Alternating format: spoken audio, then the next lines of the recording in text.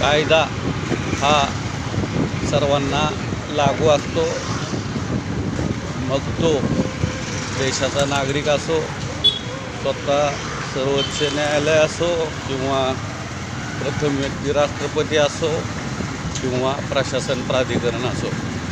नमस्कार मित्रांनो, काल आपण पाहिलं की मार्गिकेलगत किंवा महामार्ग सन्मुख जमिनींबद्दलचा निर्णय कसा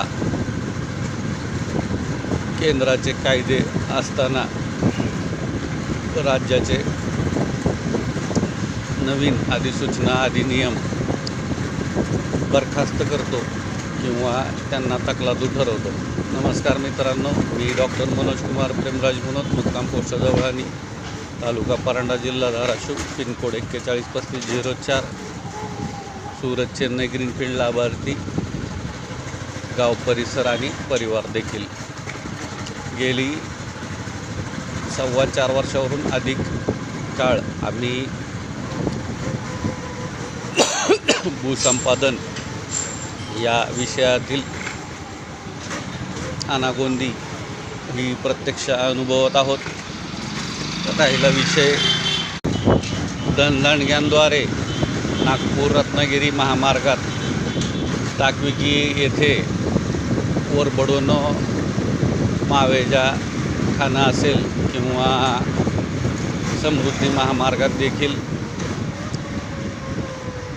लूट असेल. एकंदरीतच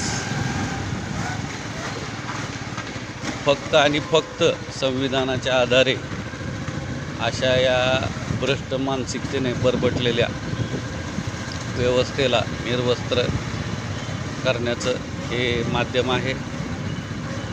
आजचा व्हिडिओ विशेष करून 7-7.5 हजार लोकसंख्या, त्याचा रेफरन्स UDCPR 1.5 किलोमीटरपर्यंत रहिवाशी असणं,